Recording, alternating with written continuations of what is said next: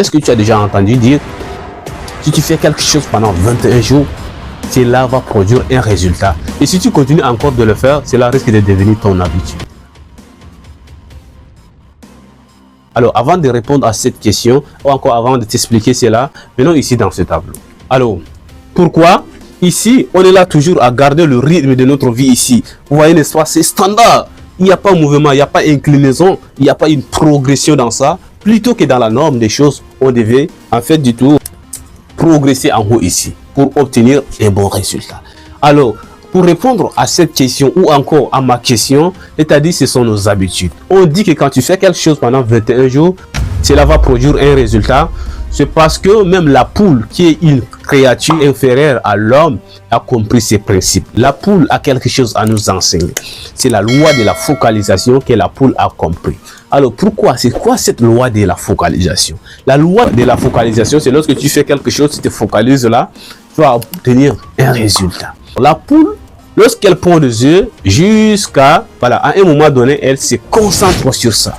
Et pendant 21 jours, les œufs s'éclorent pour obtenir maintenant des résultats qui ne sont rien d'autre que des poussins.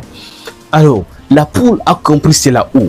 Qui a enseigné cela à la poule? Est-ce que la poule est aussi intelligente que nous? Est-ce que la poule est plus sage que nous? Est-ce que la poule est plus intelligente que nous? Est-ce que la poule est mieux disciplinée que nous? Alors, mais la poule a quelque chose à nous enseigner dans ça. Dans cette vidéo, je vais te montrer 6 choses auxquelles, lorsque tu vas les appliquer dans ta vie, tu vas comprendre que pendant 21 jours, tu auras absolument un résultat. Seulement un résultat. Et si tu continues encore de le faire, cela risque de devenir ton habitude. Et tu continueras toujours à être ce monsieur, cette dame qui a toujours obtenu des résultats après 21 jours.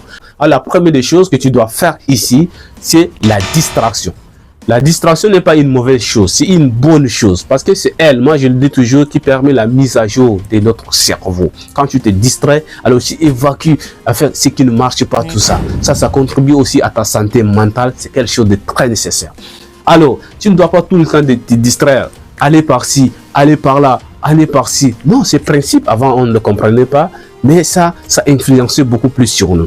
Donc maintenant, demande-toi, est-ce que c'est maintenant l'heure à laquelle je dois me distraire? Est-ce que c'est le temps que j'ai planifié pour me distraire? Est-ce que c'est le jour auquel j'ai planifié pour rendre visite à mes proches? Tout ça. Alors, lorsque tu vas toujours te rappeler, te planifier de cette façon, je pense que tu vas aboutir, n'est-ce pas, à un bon résultat si seulement tu fais cela pendant 3 semaines qui équivaut à 21 jours.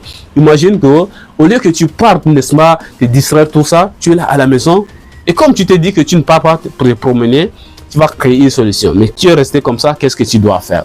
Tu dis bon, et ça, je vais prendre ce livre-là, essayer de le lire. Et tu vois le secret des plus grands hommes qu'on voit aujourd'hui. On est surpris de leur vie. Leur secret aujourd'hui, je vais te le dévoiler. C'est la lecture. Ces personnes lisent beaucoup seulement. Et c'est ça c'est le secret de ces hommes-là. Alors, la deuxième chose que tu dois faire ici dans cette vidéo, pour en fait du tout, te mettre un peu dans la discipline pour obtenir un résultat pendant 21 jours, c'est quoi? C'est ta santé. La première des choses qu'il doit faire, c'est d'abord de prendre ta santé. La santé ne s'achète pas au marché. Est-ce que quelqu'un t'a déjà fait un cadeau de la santé? Absolument personne. La santé, elle est pour toi. Personne ne va te faire cadeau de la santé. Absolument pas.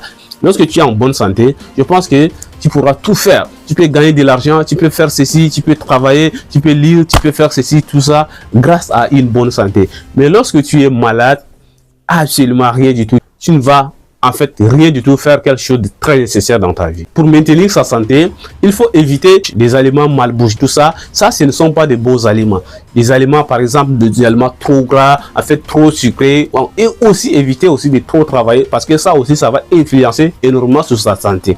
Donc, lorsque tu vas apprendre à prendre soin de ta santé, je pense que tu seras content à tout moment, ton esprit sera tranquille à tout moment. Et là, tu auras le courage de faire beaucoup de choses dans ta vie.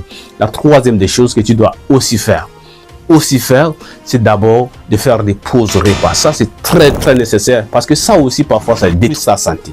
Imagine, lorsque tu manges à 23h, à 0h, déjà, directement, dès que tu manges, tu te reposes. Il n'y a même pas la digestion. Cela va influencer énormément sur ta santé. Demain matin, j'ai mal au ventre. Donc, ça aussi, il faut essayer de planifier cela. Lorsque tu es étudiant, généralement en Afrique, on nous libère à 17h. Alors, dès que tu rentres, alors essaye de prendre soin de toi, fais ceci, fais tes petits travaux et puis tout ça. Essaye de préparer, fais de telle sorte que jusqu'à 20h, tu prépares ton repas et tu manges. Et comme tu vas peut-être te reposer aussi à 22h, là aussi ça va être très important. La troisième des choses que tu dois faire, c'est de faire quoi? D'apprendre à te reposer au maximum. Selon l'Organisation mondiale de la santé, quand tu es entre 13 et 29 ans, tu dois te reposer pendant 8 heures du temps. Et lorsque tu es entre 30 et 60 ans, tu dois aussi te reposer pendant 7 heures du temps. Cela va aussi contribuer énormément pour ta santé. Alors la cinquième des choses que je vais vraiment te dire dans cette vidéo, c'est planifier ton heure de réveil. Si tu te reposes maintenant pendant par exemple 22 heures, alors fais de telle sorte que tu te reposes au minimum 7 heures. Comme ça, ça pourra évidemment t'aider. Et lorsque tu te reposes pendant 7 heures, planifie par exemple, tu te réveilles à 5 heures ou 6 heures, cela pourra énormément t'aider. Donc le sommeil, c'est un élément aussi très important parce que ça permet le repos de l'esprit pour que cela puisse se rétablir à nouveau, se redémarrer à nouveau. C'est comme ton téléphone, quand il est tellement surchargé et que tu le fais la mise à jour, et là, il pourra prendre une nouvelle base. Notre esprit également a besoin de ça. Alors, la sixième des choses, ça c'est le téléphone. Le téléphone, imagine, étant, par exemple, tu t'es retrouvé un jour, tu as dit, bon, je vais faire quelque chose comme ça seulement, et puis tu as passé tout ton temps sur ton téléphone. Moi, je le fais, je le remarque chez moi. Alors, donc, quand tu prends ton téléphone, dis-toi, qu'est-ce que je vais faire dans ce téléphone? Qu'est-ce que je dois faire réellement dans ce téléphone pour que je ne puisse pas me distraire trop là? Quand tu prends ton téléphone, dis-toi, est-ce que je dois lire des livres là? Est-ce que je dois apprendre quelque chose là? Est-ce que je dois suivre des vidéos de formation là? Est-ce que je dois suivre des vidéos qui peuvent en fait du tout m'apporter beaucoup de choses dans ma vie?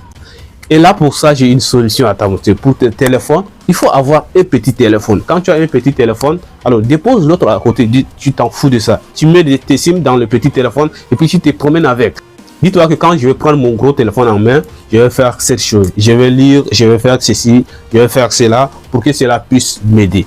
Et sinon, si il est toujours avec toi à la main tout le temps, alors il pourra énormément te distraire. Quand tu vas déjà recevoir un message d'un ami, tout ça, et lorsque tu vas commencer à lui écrire directement, tu vas poster sur autre chose et c'est ce qui ne va actuellement du tout pas t'aider. Je pense que tout ça, ça a été vraiment clair. Si tu as aimé vraiment la vidéo, partage-la.